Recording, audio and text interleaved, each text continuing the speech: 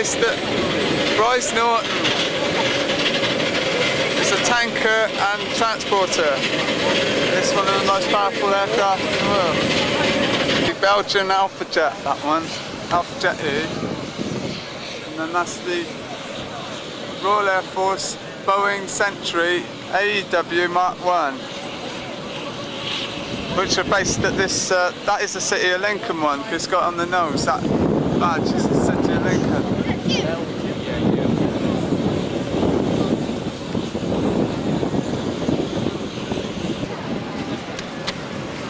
Number 10.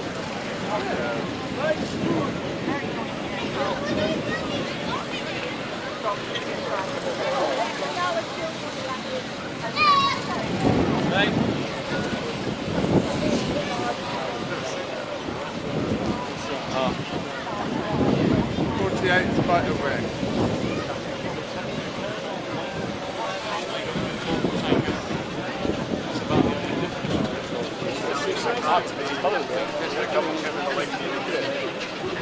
We've got a deployment over at Belgium right now. Yeah, they're going to yeah, one of them, yeah, I'm not sure where it is. I think it's like 18 aircraft. F-111. The Aardvark, Excalibur, it's got 55th Fighter Wing, Upper Ayford, I think.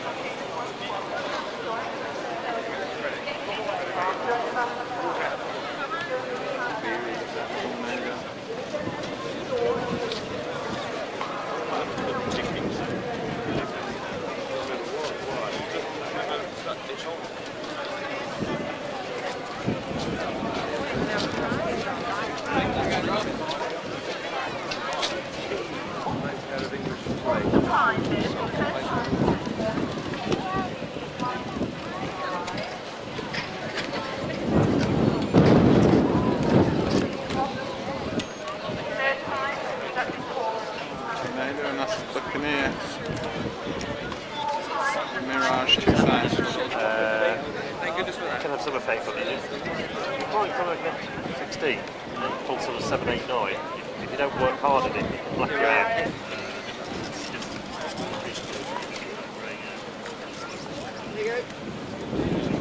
Looking here. Somebody else did that. Into the sun did that one. Mirage 2000, which you saw earlier. The port, Tucano on down there in a jet ski.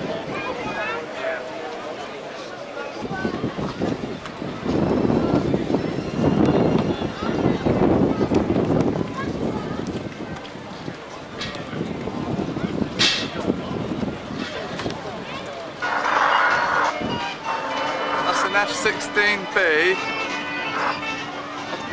727 or 737 Danish squadron, that one. Fighting, is it Strike Eagle? No, Falcon. That's what I said. F-16A. The Danish Air Force as well. 727 squadron.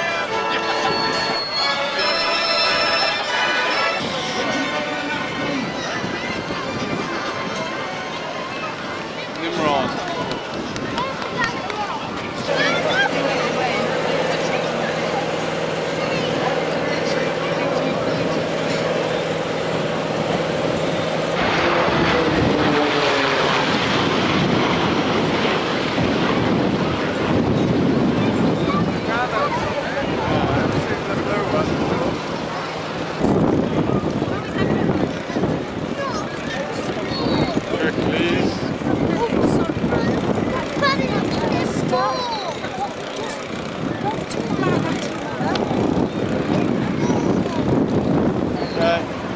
KC 135R Stratotanker.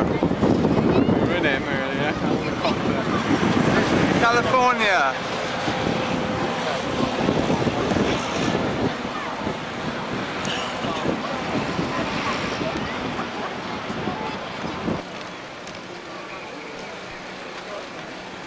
that. What's it called though?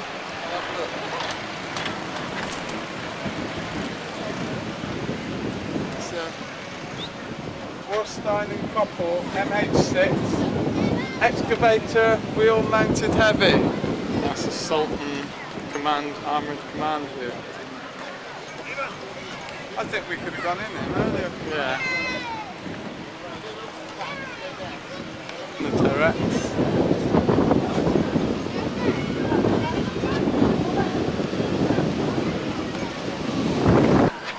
Lakeland Tours on the side. Horsewater, Mardale.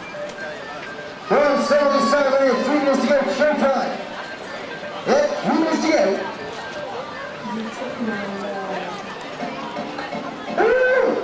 It's a cinema. Come on.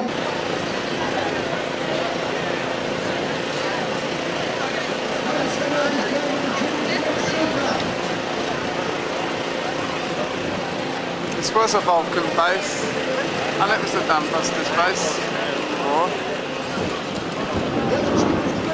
Very expensive course to all the personnel here at RAF Waddington.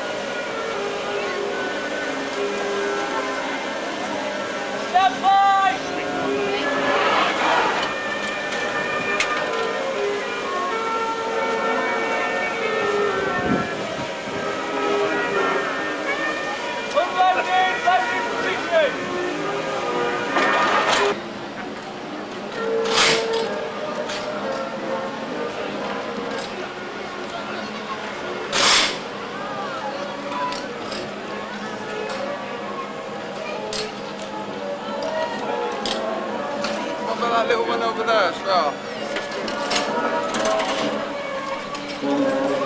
Because I stood in there.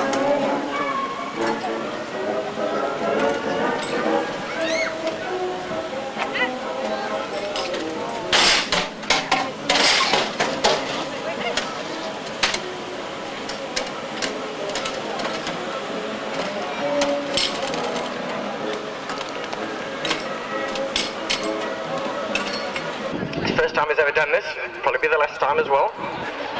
So this is his way of welcoming you to RAF Waddington.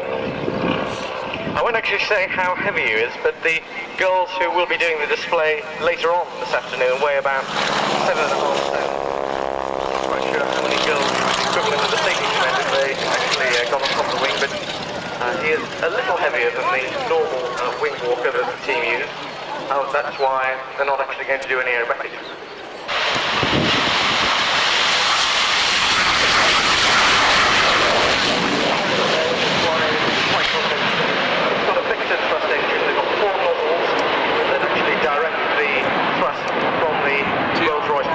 They're pointing vertically back at the moment, so the aircraft is flying basically using normal aerodynamic surfaces, the wings and the flight controls.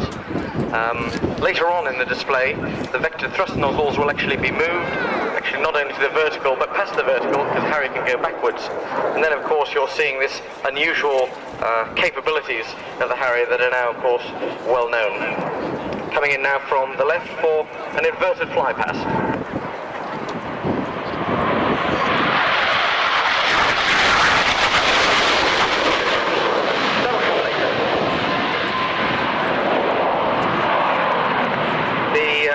Harrier 2, or the GR5, or the AVAB, depending what you want to call it, is a joint build, British Aerospace, McDonnell Douglas.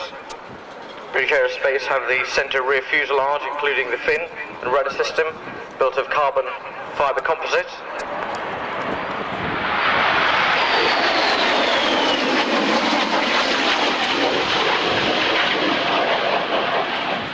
Underneath the main fuselage it carries twin 25mm Aden cannons, can carry a range of bombs, rockets, cluster bombs, and for self-defense it can also carry the Sidewinder missile.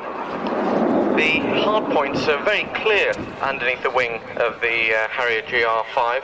There are 9 of them, compared to that 5 in the old GR3. And one of the other differences, the GR3 had little sort of outrigger wheels out on the wingtips.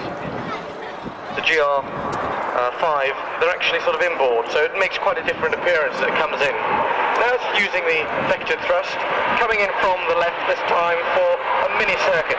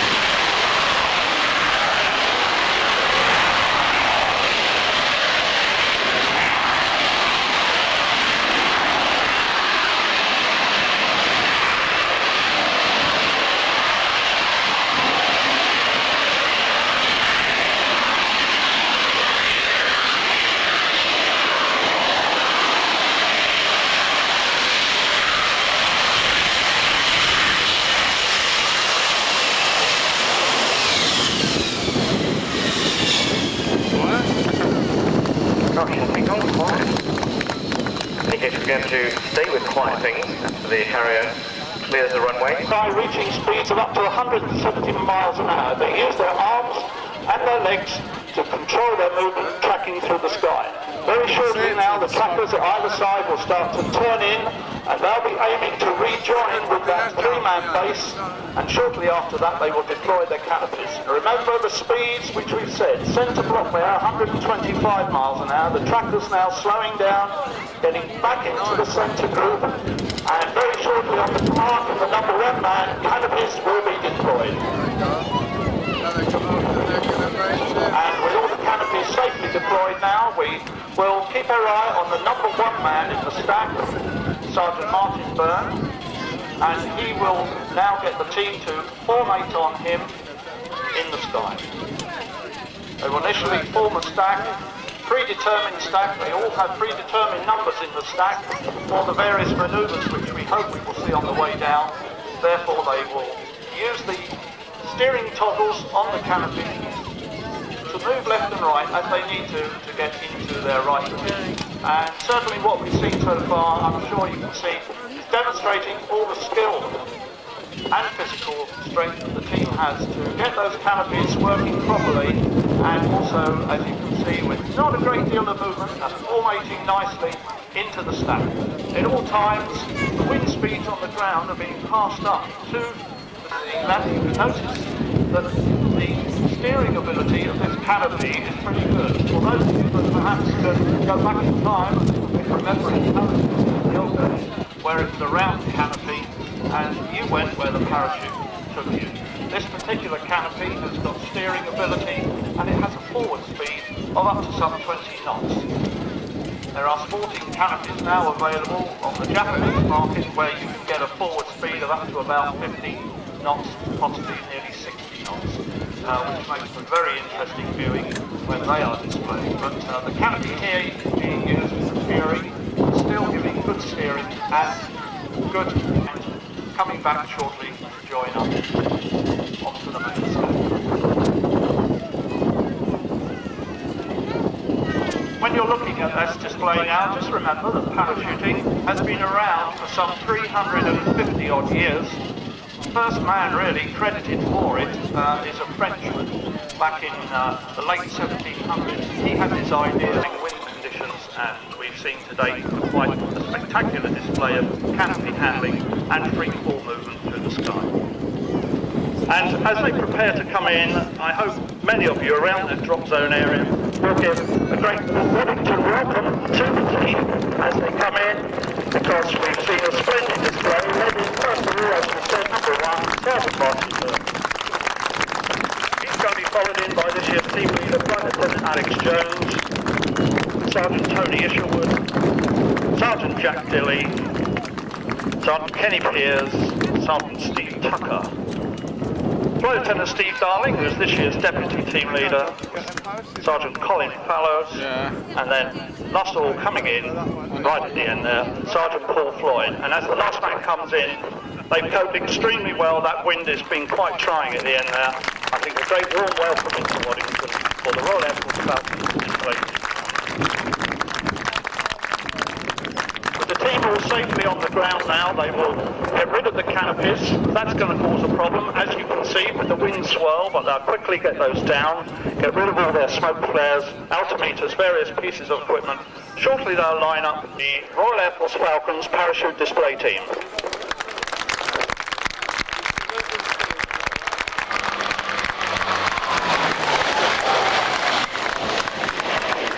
And very shortly the aircraft will join the circuit and land, and then the team will be dashing off to Cottesmore for a display there, hopefully, if the weather holds for us, and then another evening display today down in Oxford at the John Radcliffe Infirmary. We thank you for your attention, and we hope you'll...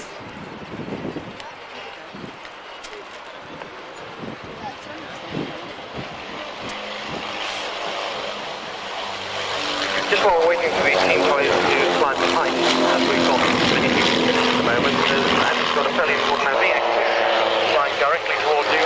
As they pull up, you'll see them twist through 90 degrees. will actually twist on the way down on this occasion. And now changing to the A-axis, and that's the axis parallel to the display line. Pulling about 5G in that bottom of that twist. At the moment we're all experiencing 1G, 1 times the force of gravity. So 5G means that they're actually experiencing 5 times their own body weight. Coming down on the 45, you'll see them rolling to complete the half Cuban. And now they're setting themselves up for a loop down the display line. Lee's working pretty hard at the moment, holding station, fairly bumpy up there. Of course, again, he's being pressed back into the seat about 5 times his body weight. Now which closely as they complete the loop, they'll be pulling up now for formation stall turn. Both aircraft will eventually stop going vertically upwards, they'll hang in the air, a sharp kick of the rudders, and the 2 aircraft will then flick around in synchronized stall turn.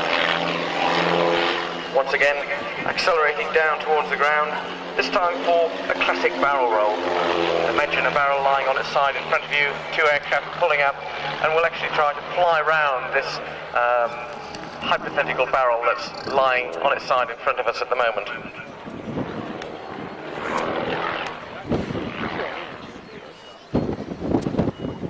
Now flying away and it's just a matter of waiting now to see whether we get the heart or the bombers.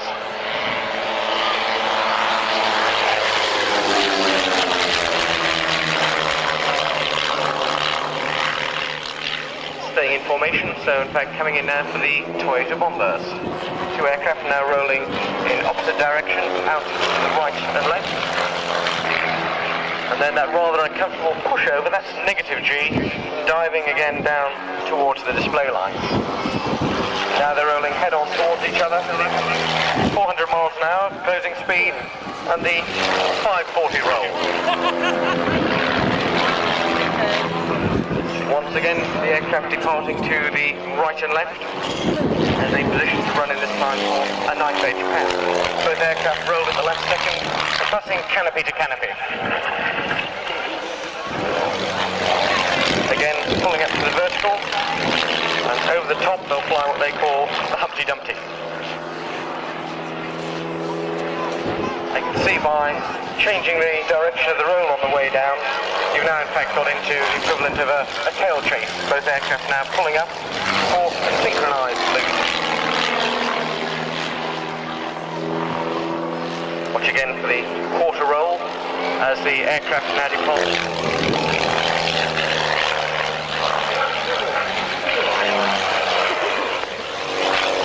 Not a good idea to have a heavy breakfast before this. Okay, Steve Johnson's now climbing away, leaving the airfield clear for the first of the solos, and that started flying Boeing 737s. Did that for 3.5 years. Found that you couldn't do this sort of flying in a 737, so he decided to change his ideas. He started flying competition aerobatics in a Cap 10, won 4 out of 6 aerobatic contests that he entered in 1990. He's now got over 3,500 hours, nearly 40 different types. He's flown things like the Newport Scout, that's an old First World War aircraft. Bucko Youngmeister, Stomp, you'll be seeing one of those later. Harvard, Zeke, flown the ME-108. During the last 2 winters, he's been flying with the British Antarctic Survey Team on Twin Otters, operating. It's the half roll. Back the right way, now pulling up for synchronized stall turn. They make it look very easy, but the timing for this is critical. It's just got to be out by a fraction of a second, and the whole thing looks incredibly tatty. But look at the way those 2 aircraft are almost as if they're tied together. Quite a difficult manoeuvre now. This is called the Cuban join-up. So you can see they're catching up with each other, joining up. They've got no air brakes or anything, so this sort of join-up is very difficult to judge. Watch for the snap roll on the way down. And again, when they get to crowd center, another formation stall turn.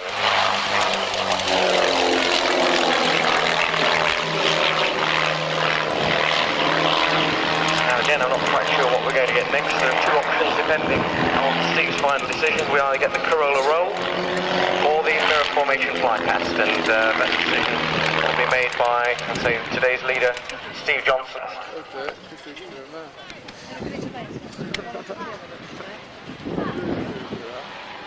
Maybe any part of the mirror there that's not absolutely perfect is the registration that's on the tail. The rest is absolute perfect mirror image.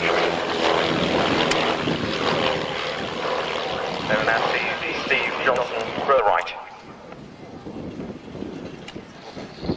They got quite close.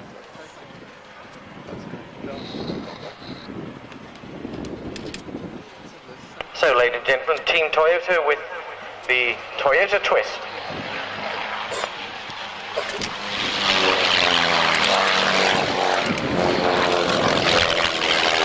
Martin Graham would have enjoyed these.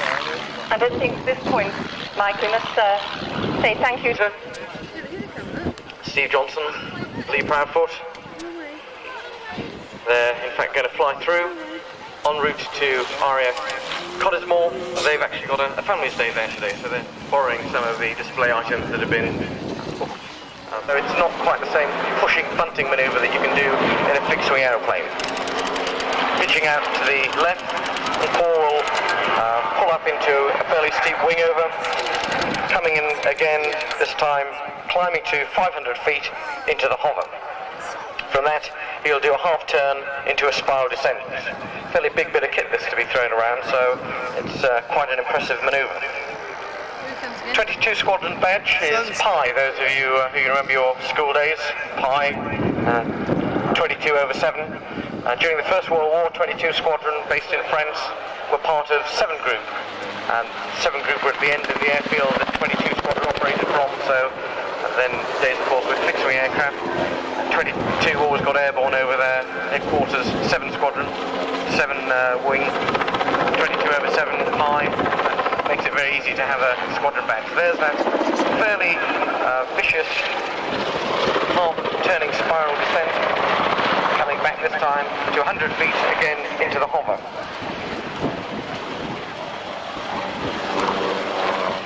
Now facing out.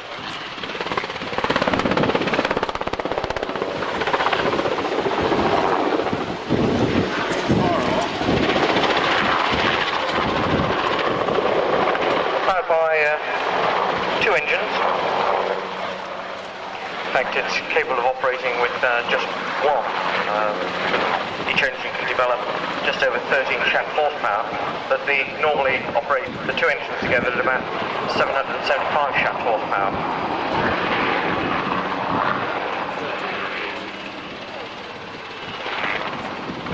Of course, the insert will give you details of the aircraft that we are still expecting to see this afternoon. So, as I say, it costs £2. Well,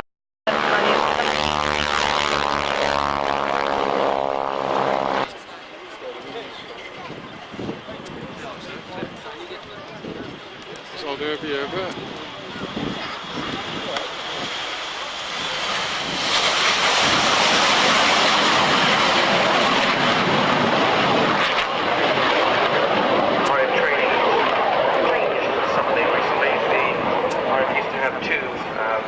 Basic training just under 600 miles an hour.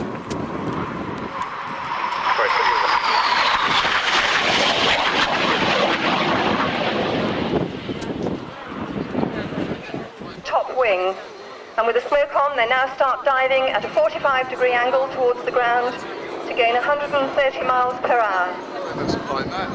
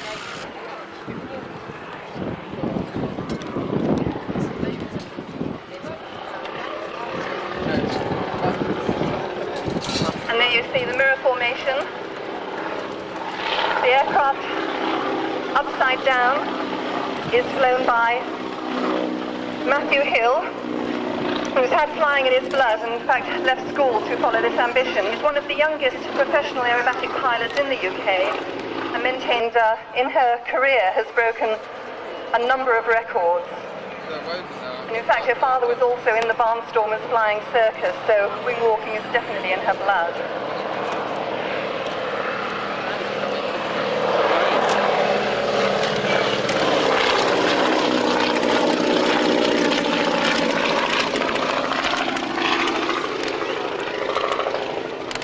In 1975 at Biggin Hill, and he joined the Tiger Club, and then with only 56 hours flying time he joined the turbulent formation team. After 9 years as an amateur he turned professional in 1985, and he learned his formation skills whilst flying the Fournier motor gliders with the Skyhawk display team. This is now his third season with the team, and Mike says he's still enjoying it as much as he ever did, and it's still just as much a challenge.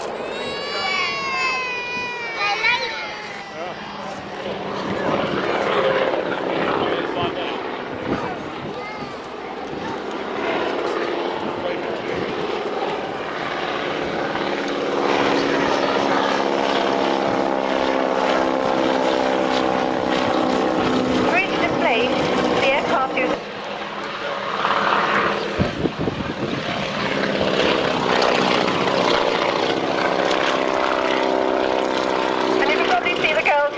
madly at you, so do wave back, because in fact, although it seems fairly impossible, they can see you from up there in the skies, and as they say, they do appreciate if people followed by Helen Tempest on Honey, so do give them away. Charlie Brown. They got it on the side, Charlie Brown.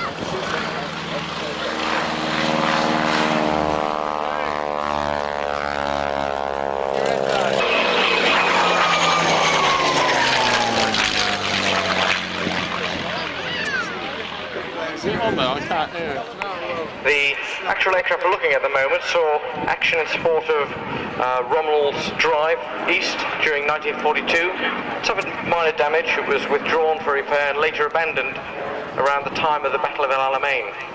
German sources, as I say, reveal that it was flown by Lieutenant Heinz Ludemann, a veteran of the Russian campaign who was later killed. Although there was some minor damage,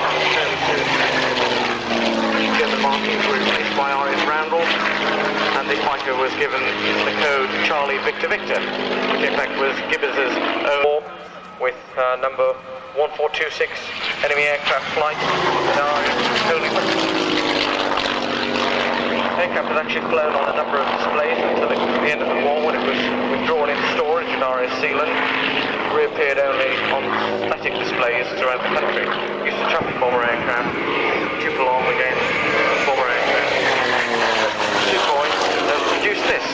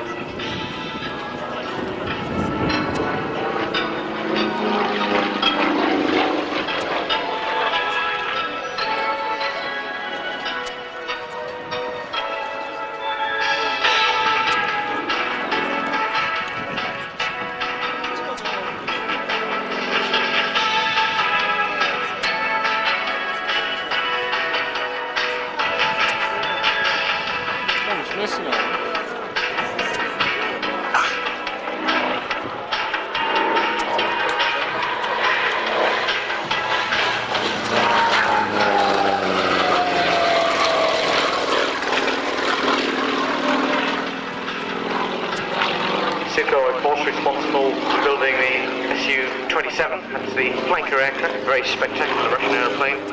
1984 that the Bureau decided to turn its skills to making what they considered would be the world's best aerobatic aircraft. Quite a demand, really. Su-26, as it was called, was first seen in the West in the 1986 World Aerobatic Championships. The aircraft performance was sensational, and it also won both the men's and the women's team titles, as well as the outright women's championship. 1987, the European Championships, again the aircraft won both the men's and the women's title. More recently, it won the 1990 Women's World Championship. It's the 26MX, it's the latest version to be built. Totally without regard to cost. The major components of the aircraft were made from titanium. That doesn't come cheap. Wings are made of a combination of carbon fibre mainspar with the ultimate strength of no less than plus 28G. The body can't stand that, by the way. Pilot sits in a reclined position rather than they do in the F-16 to increase the G tolerance. It's got a very, very good power-to-weight ratio. Now, the pit specials that we saw earlier had about 200 horsepower. This engine is an Iveco 9-cylinder radial. It's geared, it's supercharged, and it's got 420 horsepower driving a 3-bladed constant speed propeller. Flown today by Richard Good. He's passed the big 4-0. He's director of a London management consultancy company. Been flying for over 20 years and concentrated on aerobatics since 1975. Got a pit special in the late 70s, came fourth in the British Aerobatic Championships, and only his 5th competition ever. Selected for the British team in 1978 to take part in the World Championships.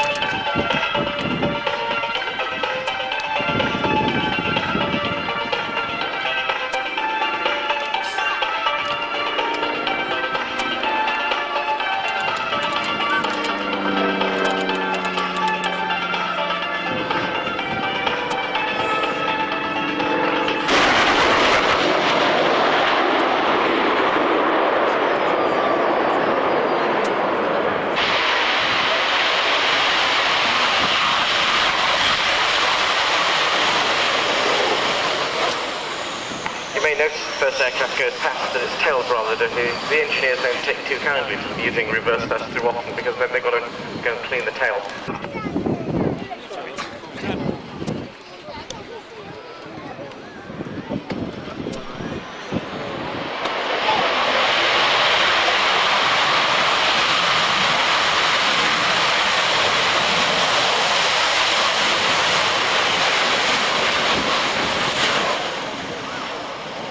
Same on the E3D. Actually, the E3D can move fuel two different ways. The Americans have a different system. The RAF and, in fact, the United States Navy use a thing called a probe and drogue. The sort of strange-looking thing over the top of the cockpit, I say, is the probe. The drogue is a sort of a basket at the end of a pipe, which is wound out from the back of a tanker.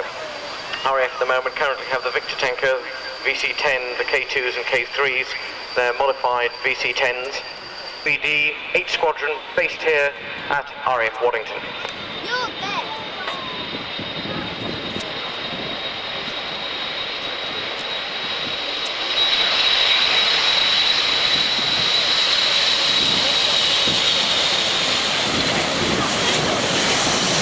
You can hear how quiet those engines are when you compare them to other jet engines that you will have heard around the skies.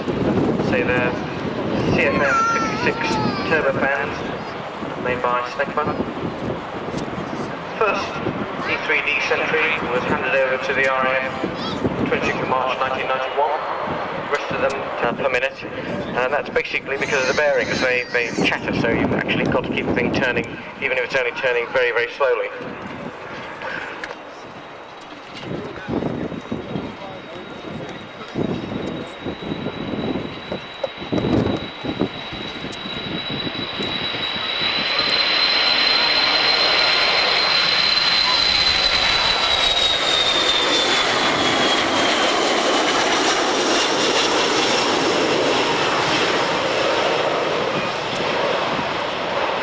Unrefueled range can operate for 12.5 hours from overhead Edinburgh. They can see it here at RAF Waddington, the E3D Sentry.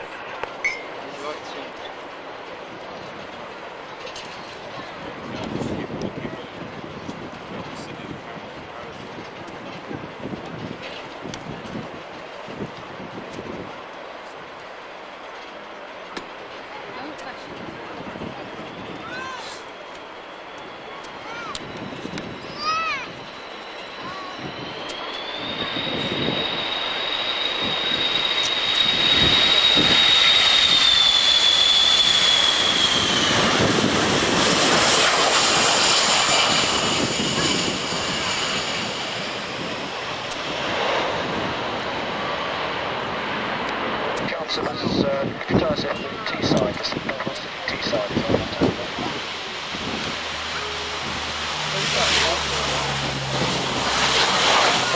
And the fact that even for a 70-ton aeroplane it can still be thrown around the sky if it's in the right hands.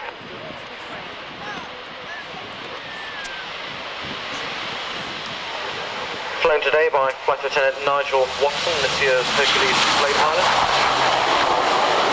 Reserve Squadron at RAF Lynham, got nearly 7,000 hours Hercules experience behind him, so as I say, you'll see why shortly he won the trophy. It's got very powerful engines, the old Allison engines, and they can be used in reverse thrust to slow the aircraft down very quickly. It's got very powerful brakes. Started off with a fairly tight low-level circuit, and Nigel will bring the Hercules round from the left. Believe it or not, he'll be, well, it doesn't look quite so impressive at the moment, but very shortly when he turns as if he's coming around to do fly past, he's actually coming in to do a tactical landing, reducing the speed to just a few knots above the stalling speed. You then stop as quickly as possible, but at the end of the day it will be directly in front of the VIP tent, because that's part of the requirement, of course. And aiming to be on the ground for less than 75 seconds, and during that time, under the back of the Hercules, you'll see a whole mob of people deplane. They're from number 2503 Squadron, Royal Auxiliary Air Force Regiment, based here at Waddington. The squadron's a part-time infantry type unit tasked with ground defence of RAF installations in crisis and war. Soon to increase its manpower, so if you're physically fit, under 35 and interested in finding out more about the squadron, they've got a recruiting stand in front of the hangars just opposite air traffic control. So there's the reverse thrust coming in. The part of the rear door is already open. That's the bit that goes up inside the bay. The second part is the bit that's being lowered at the moment. You'll soon see a couple of ramps being thrown out as well. That's sort of the final bit that will allow the long wheelbase Land Rovers to exit the aircraft along with the troops. There's the first one coming out. Now, not that we don't like you here at Waddington, but please don't feel offended if these guys suddenly rush around and apparently attack you, because you know they enjoy this sort of thing. It's part of the job. In any case, the aircraft's now sort of cocked off at a good 45 degrees to the runway. You'll soon see that using the reverse thrust to back the aircraft down the runway. Could in fact go right the way back to the end of the runway, but that's not necessary. The fact that Nigel Watson can't see where he's going because of the slope flares is just one of those things that is a problem that your average Hercules pilot has to face every day. In any case, having completed the backwards taxi, remembering not of course to stand on the brakes to stop, because it'll sit on its tail if you do that, reversing the thrust of the engine, just completed now, full power coming on the Allisons, and shortly to get airborne into a tactical takeoff, climbing as quickly as possible to avoid small arms fire, or of course anything else that may be in front. Certainly getting away from all the noise that the troops are making at the moment. Actually, 503 Squadron was based here at Waddington just before the Second World War. They were then a fixed-wing squadron, so right and proper that the squadron number should be reused here at Waddington. But the Royal Auxiliaries have 4 numbers, hence the 2503 rather than 503, which was the original Waddington-based squadron.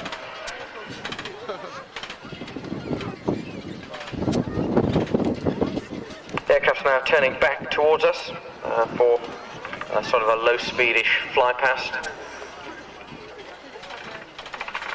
Rear doors still opening, landing gears still down, and then Nigel Watson will do a fairly sort of tightish teardrop out to the left, and then demonstrate what's called an ULA drop, which is ultra-low level air drop configuration. And that would normally be done to 15 feet. You've got to have the undercarriage down into below 100 feet, 50 feet by the way, that's the rule. The ULA is a technique that you can either drop fairly small amounts of cargo, be they individually or palleted, which is how they drop the maize and the rice and all the other things in places like Ethiopia, or you can actually drop very large cargoes by using an extractor parachute. And you can sort of pull these loads out of the back, and they don't sort of drop, they just sort of keep moving forward and just ease down the last 15 feet and skid along the ground. The RAF were demonstrating that once at Hull Avington. Unfortunately, the parachute didn't remain attached to the pallet, and the pallet went rolling all the way down the airfield. Very spectacular. In any case, that's another story. Coming in now for another drop. I say the undercarriage is down. 15 feet is the normal height that you would kick the stuff out of the back. And the guys who will be doing that are what are called the MAMS team, the Mobile Air Movements teams, and they are the people who rush around the back of the Hercules to get all the equipment out as required.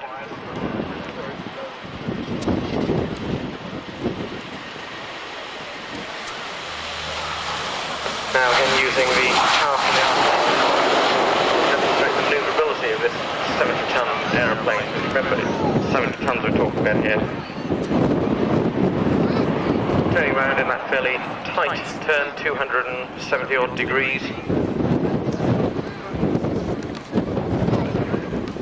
Undercarriage is being cleaned up, the ramp door is being closed, and you'll get a view of the underside, plan view of the Hercules 10 and the TriStar. The spokes were the routes out from Riyadh to where the various RAF squadrons were, where the British Army Corps was, up country, and then of course flown by the Hercules, operating sometimes into properly established airfields, on many occasions literally into desert strips. About 250 miles an hour, and you'll see the plan view of the C-130 as Nigel swings it out up to the left for the finale for the display, which is called the Khe approach. Khe was an airbase operated by the Americans in Vietnam.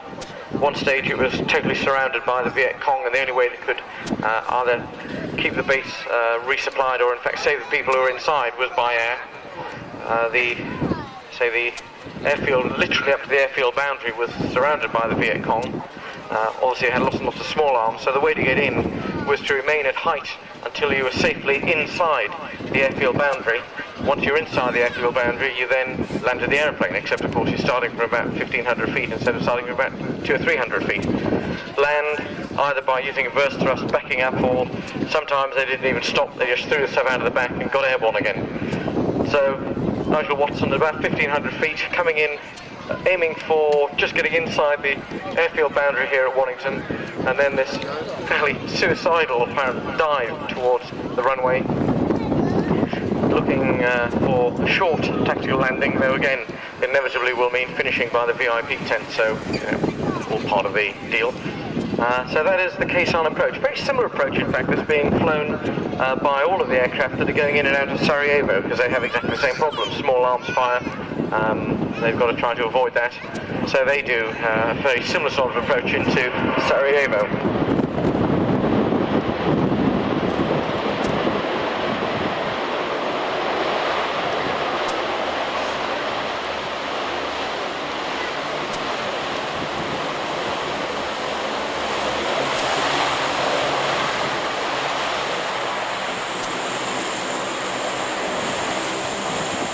Not quite the same sort of bow that we saw from the helicopters and the Harriers, but yeah, not a bad effort. Well, that's the C-130 Hercules, Fat Albert, or Albert of Arabia, as it's sometimes called now. We've now just got a short gap, so Andrew will just get you entered service with the RAF in 1988. Stricano, blue one. Tell you what, Scouter.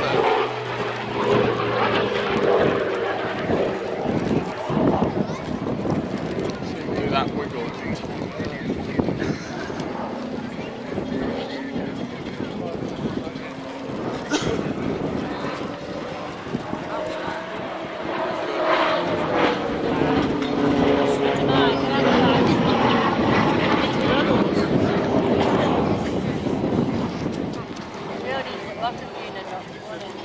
Mental note that on Sunday the 18th of July there's another airshow taking place, the Leicester Big Thunder Airshow at Bruntingthorpe, which is the new home of the Vulcan XH558. So that's Sunday the 18th.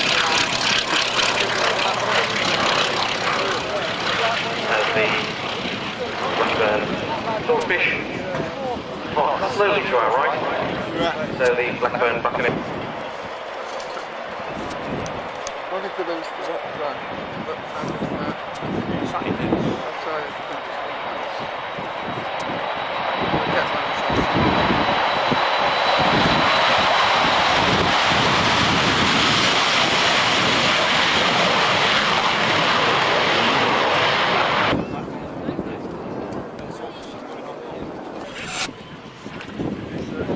April 1934, Fairey Aviation flew their TSR-2 from the first time from their Great Western Aerodrome, now part of London Heathrow. Of course, the TSR-2, following their flights, the Ministry of, or the Air Ministry named it Swordfish. Didn't have the same problem that later TSR-2 had. Swordfish torpedo bomber took part in many immortal actions during the Second World War. One of the most famous, of course, was the virtual destruction of the Italian battle fleet in Taranto Harbour on the night of 11th of November 1940. Later in 1941, out in the Atlantic, the German battleship Bismarck was sunk by the King George V and the Rodney after being disabled by Swordfish from Victorious and Ark Royal.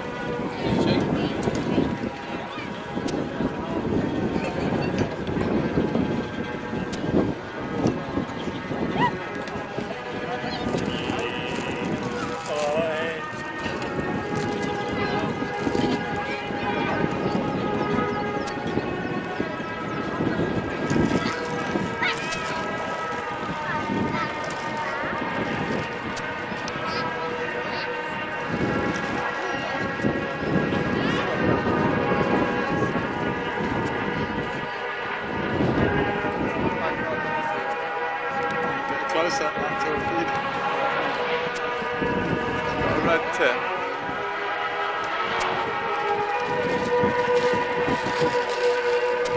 Swordfish squadrons flying from Manchester and Kent attacked the German battle cruisers Scheinhorst and Gneisenau and the heavy cruiser Prince Jürgen as they made their famous Channel death in bad weather. 12th of February, all 6 aircraft were lost, 13 of the 18 crews perished. For this action, Lieutenant Commander Eugene Ezra was awarded the Fleet Air on the first Victoria Cross of the Second World War. Affectionately known as the string bag, Swordfish, of course, was outdated before the beginning of the war, and distinction of being the last biplane to see action taking part in the invasion of the continent. Now, the one we're actually looking at was built in 1942 under lease by Blackburn, so technically it's called a Blackfish.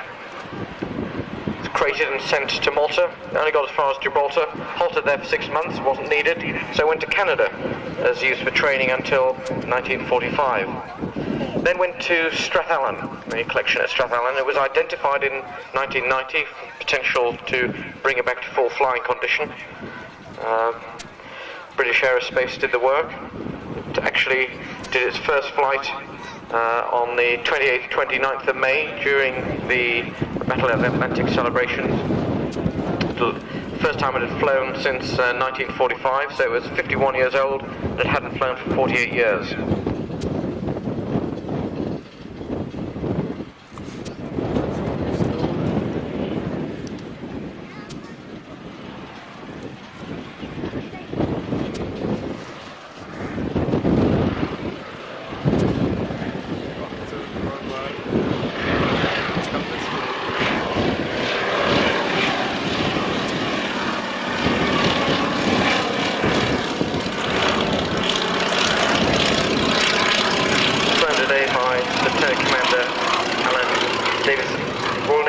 Against U-boats, total of 43 were sunk in May 43, 21 of them 2 aircraft, including the Swordfish. It got 3.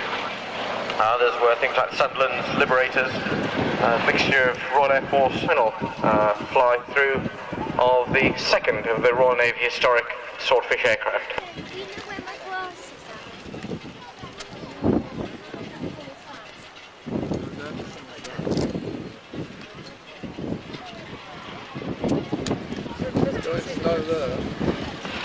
At fighting meet early this year, the engineers for the Battle of Britain Memorial Flight actually had a flash in this Swordfish. He tried to smuggle the RAF sign on board, but they body searched it before he got on the airplane. They found it, so he had to stand up there saluting with the white ensign behind him. It's a good try, but it's not all the best plans work. Germans backed away from the attack on UK. So Lancaster, all on its own, coming in from the left. Look straight ahead, and shortly you'll be seeing the fighters running in. So directly in front of you is the City of Lincoln, flies out the right, the Spitfire on the left, the Hurricane on the right, as the 2 fighters run in to start a synchronized display.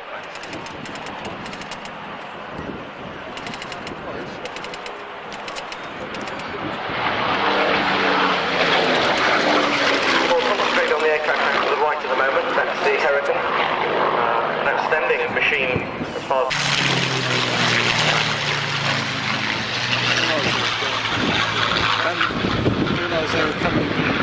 Wasn't as fast as the Spitfire, but it actually had a better turning performance, and in fact the 2 operated very well together during the Battle of Britain. The Hurricane actually claimed 2/3 of the German aircraft shot down. That was probably because the Hurricanes went for the bombers while the Spitfires went for their fighter escort. Take a lot of punishment because of the way it was designed. During the war it carried increasingly heavy armament, and in the tank busting role it actually carried 2 40mm cannons.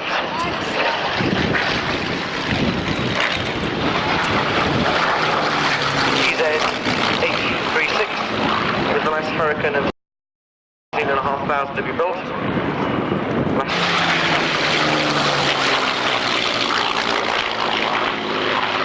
Powered by Berlin, 20 aircraft that were winning the Schneider Trophy in the 30s.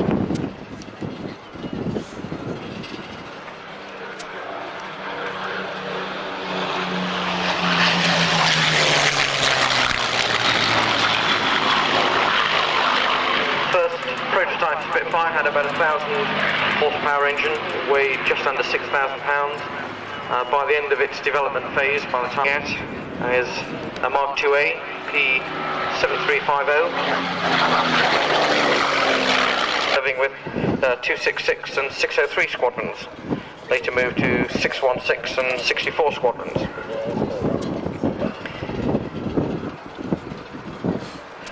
During the war, the government ran a scheme called the Spitfire Fund, and for the sum of £5,000, which was a lot of money in those days, you could name a Spitfire. It basically became known as a presentation Spitfire. The East India Fund for the British War Service, which you can see the aircraft in at the moment.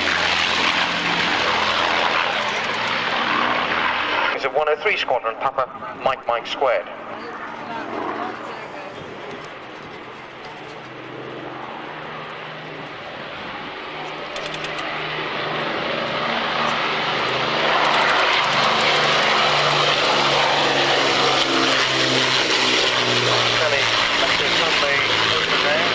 Carrying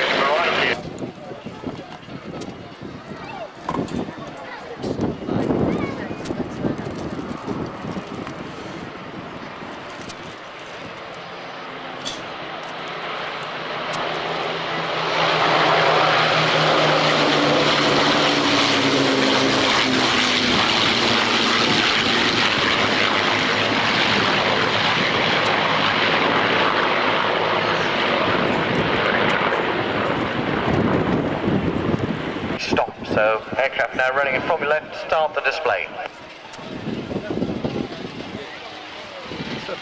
Stop's going quite quick.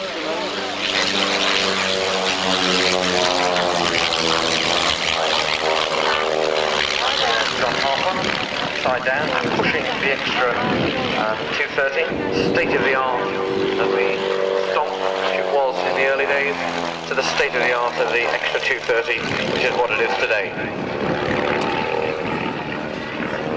John Harper's reaching speeds of about 200 miles an hour in the opening manoeuvres, getting sort of about 200 to 300 degrees per second rate of roll. And if you rely on the rate of roll you're getting out of the extra and to your right, now look forward and you'll see the Stomp running in towards us. Very different aeroplane. From a totally different era, slow, graceful, and very classical. So this is actually the first time we've had a vintage and a modern aircraft being brought together as a single display act. Actually, that's what the words say here. It's not quite true, because at one time they had a Spitfire and an F3 Tornado doing it for them.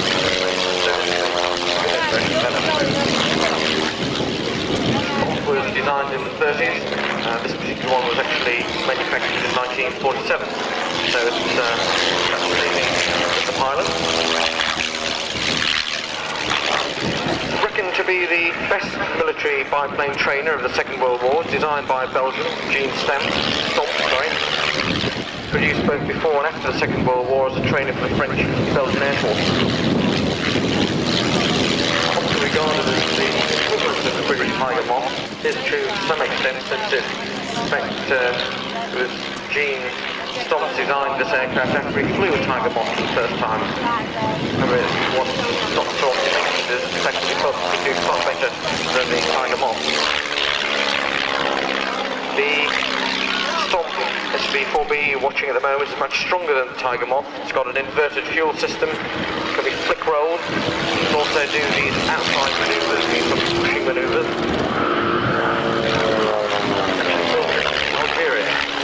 So now we're changing the scene again. Extra run in there at about 250 miles an hour. You'll also observe the sort of the odd roll or two that John's doing. In fact, if your eyes are quick enough, you can count the rolls. You get a whole series of flick rolls out of a vertical and four of vertical downwards.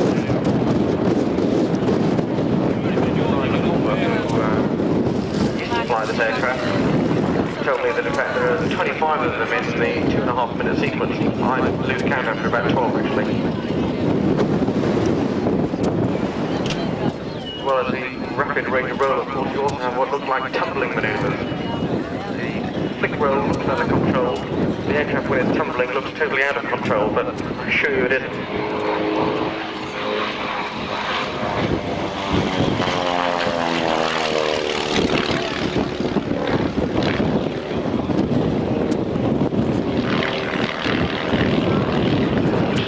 As John Harper slides back through his own smoke.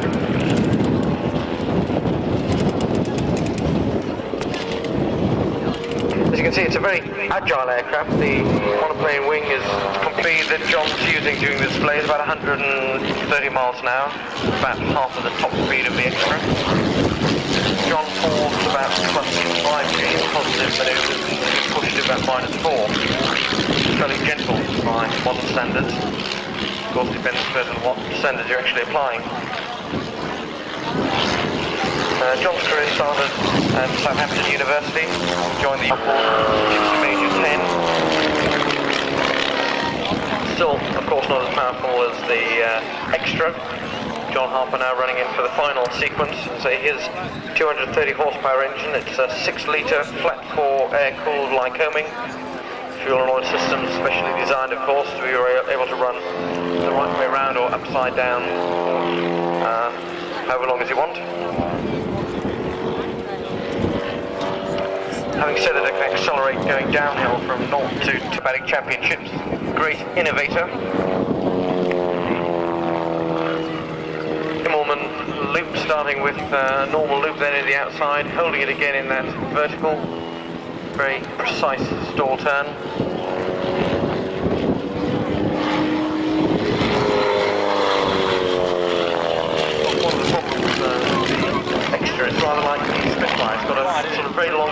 right, so when you're pushing out of that manoeuvre, it's very difficult to actually see the horizon that you're aiming for.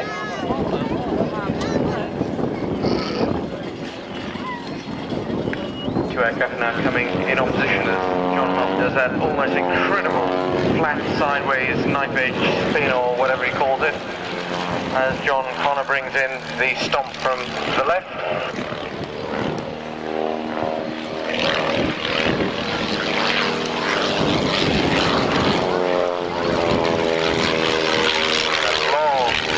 And the extra hammer heading out.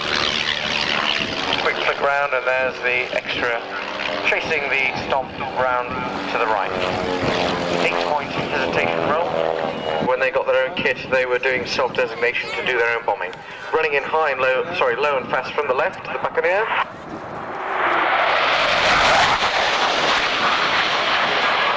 Cleared today by Flight Lieutenant Neil Benson. Resting his eyes. Started his flying on Bulldogs with the University Air Squadron. Joined the RAF in 1983. First tour as a, I'd say, relatively speaking, a very small tail. Look at the size of the tail. Remember that when the tornado arrived. Huge tail.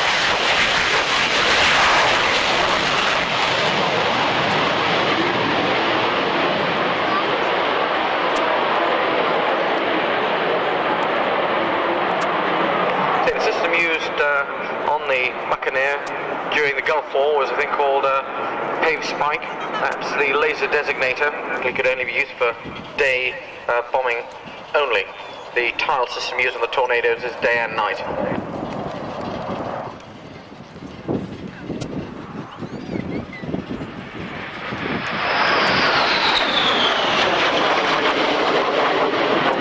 Primary role, of course, of the Buccaneer, as I say, is maritime strike attack.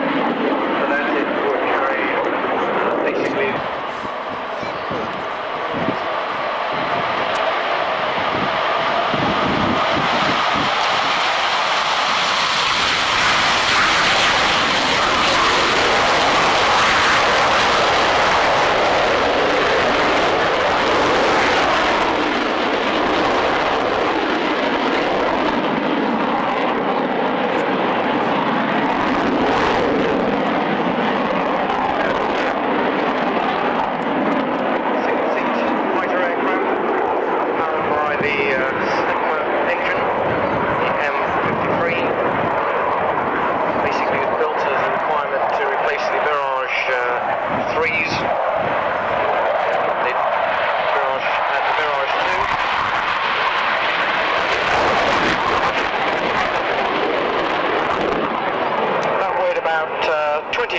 So Dassault put some money into it to develop a smaller version. They call that the F1, went supersonic on its 4th flight. Carries a variety of weapon systems, 2 Sidewinders, 2 Matra 530s, infrared or radar missiles, carry bombs, Ricky pods. If you watch from left and right, you'll see the aircraft split.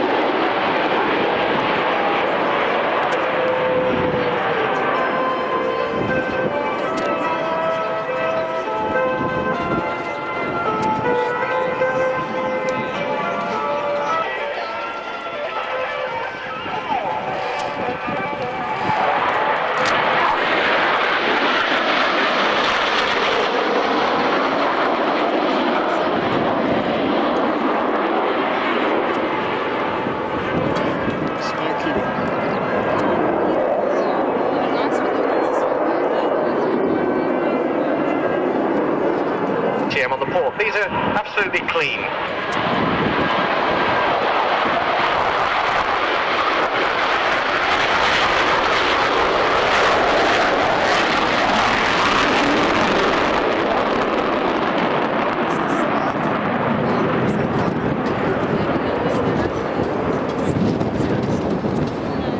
Medium level bombing using laser guided bombs.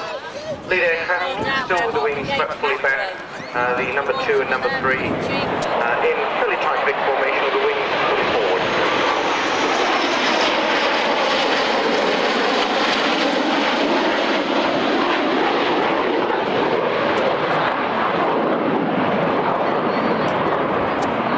Wings now all forward at the 25-degree sweep, still in Vic formation.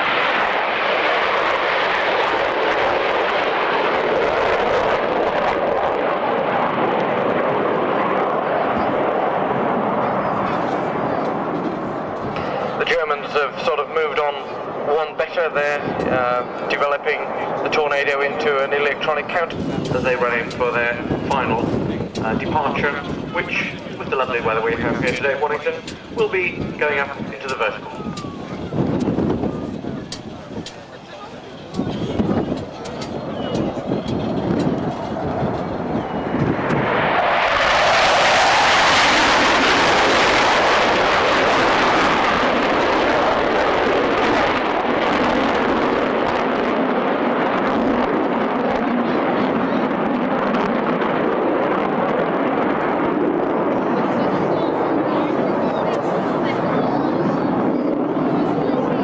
I'd like 9 of those for next Christmas, please.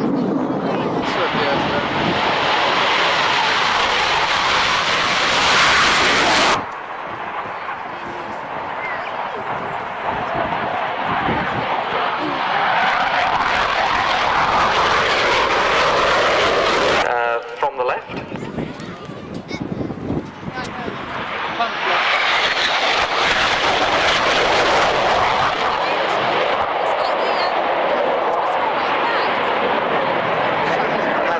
Sky Guardian radar warning receivers fitted.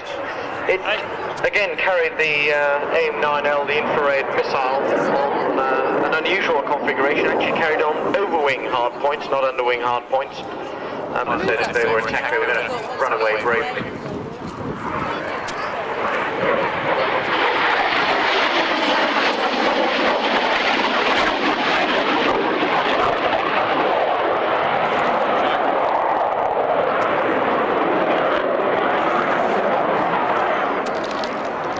Basically a much smaller aircraft than the Tornado. In fact, the Jaguar wing is the same size as the Tornado fin.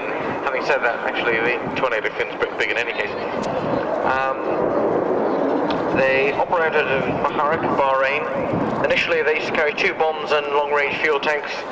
The bombs were carried on the centre line and the fuel tanks under the wings. Discovered they could do better with a big fuel tank under the fuselage and carry 4 bombs under the wing. Double their payload.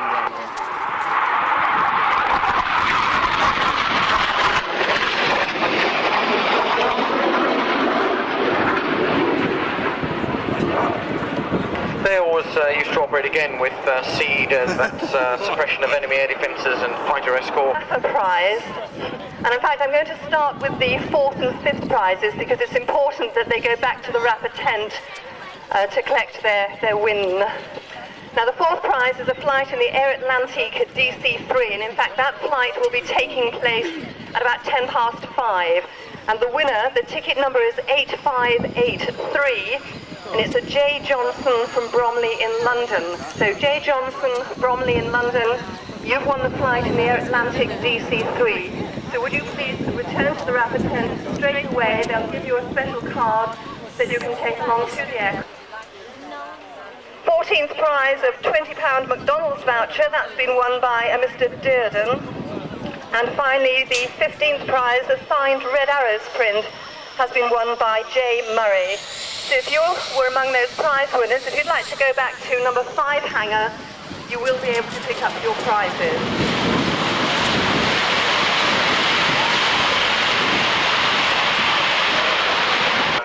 The company, much appreciated.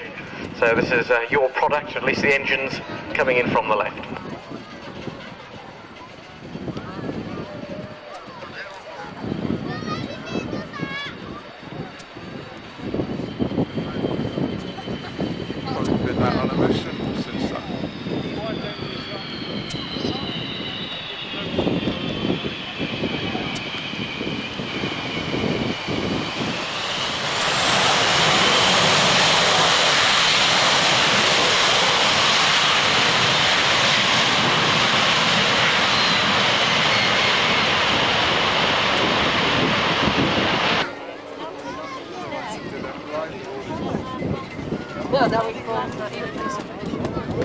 Slingsbury Farm, 267M.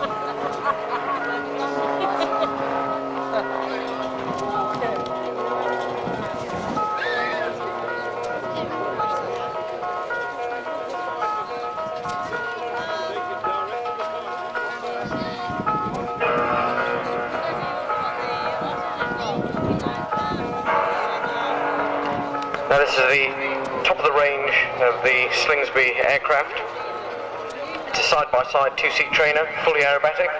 It's got a GRP fiberglass construction, military civil trainer. In fact, it's sold very successfully to, guess who? The United States of America. In fact, the United States Air Force for their enhanced flight screening system. All sorts of problems when the Americans realised that a British aircraft had won the contract, and they all tried to shout foul and go to what the Americans call litigation. But for once they lost. So it's 113 of these aircraft have been sold, complete with the logistics support. Everything else has all gone to the Americans. So it just shows we can sell things to the Americans. Flown today by Peter Clark. Held his pilot's license for about 15 or 16 years now, has been doing aerobatics for the last 10 years, and he's taken this aircraft all around the place to display it.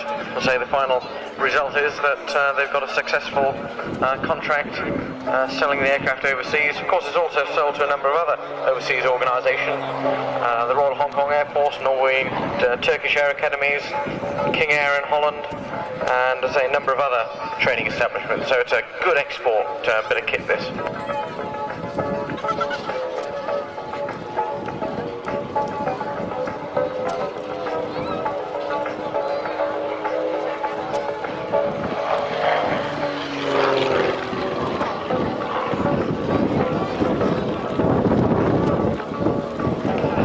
It's actually powered by a 200 horsepower fuel injected engine. It's got a Big team, the Red Arrows.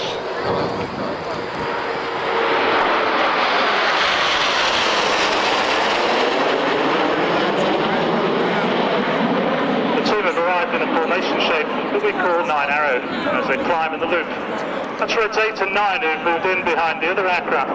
For the first time, the team have formed the diamond shape. At the top of the loop, the speed of the aircraft is around 150 miles an hour. And as they complete this diamond loop, they'll accelerate to our operating speed of around 400 miles an hour.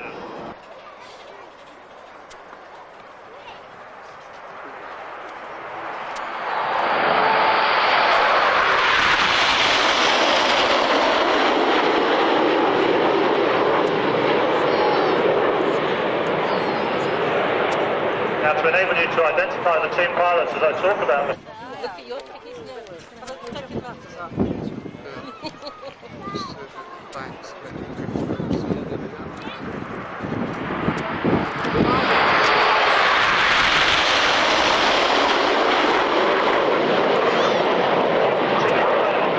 Formation shape to change once again. That's Reds 4 and 5 who move from the very back to the front of the formation. The shape has now changed to one that we call Lancaster. The one have the smokies come on. You have the engine smoky. As they come in. Now as the team continue this bend in Lancaster formation, as a special tribute to the many crews who managed to bring home their damaged aircraft during the Second World War, just one of the aircraft, Red 2, will trail smoke in the Lancaster Bend.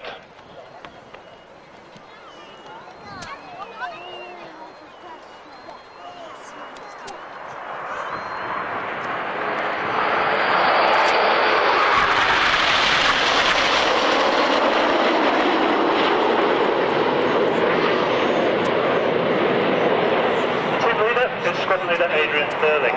This is Adrian's third and final year. The leaders benefit loop. But if you'd like to look at low altitude coming towards us, you'll see Reds 8 and 9. And watch now for the 8-9 break.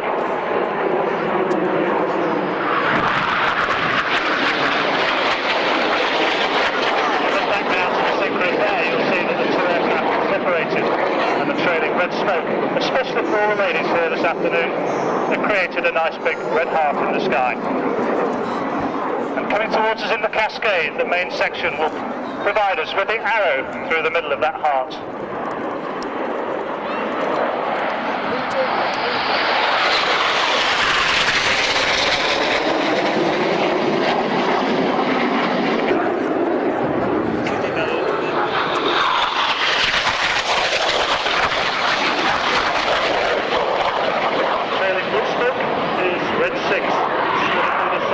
For that smoke colour to change to red and blue. 2 aircraft position for the opposition barrel roll.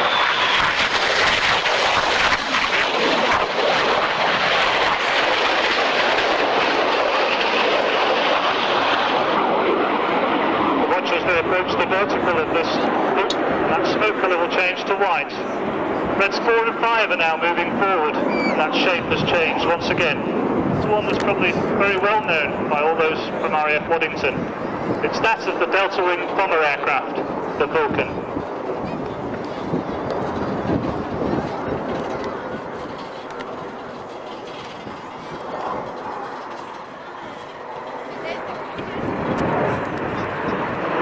With left and right now the synchro pair as they reposition, this time for a manoeuvre that we call carousel.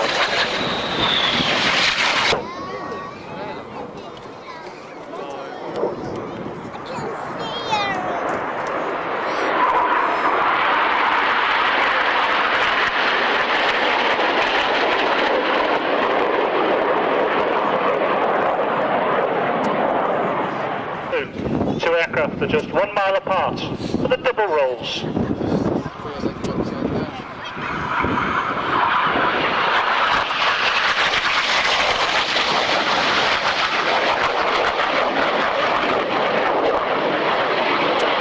points, hesitation rolls.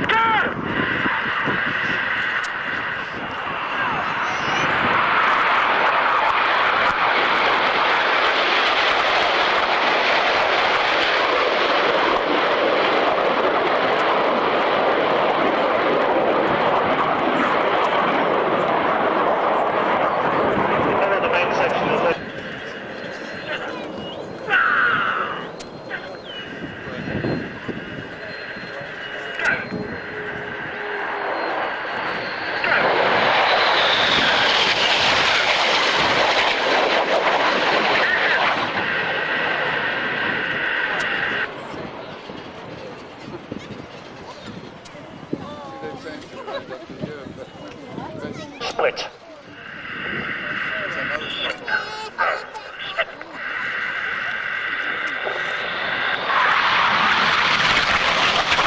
As they approach the top of the loop, watch for that formation shape to change once again.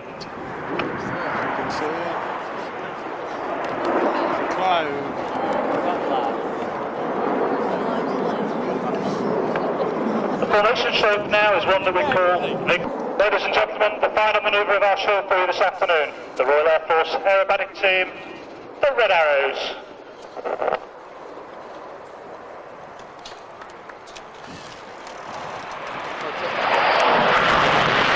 Of course, but that completes the display here at Waddington. We haven't held a display here for the last 12 years. I think we've certainly enjoyed it. I hope you've enjoyed it. There are still a number of prize raffles that have been drawn that we would like to certainly match some people.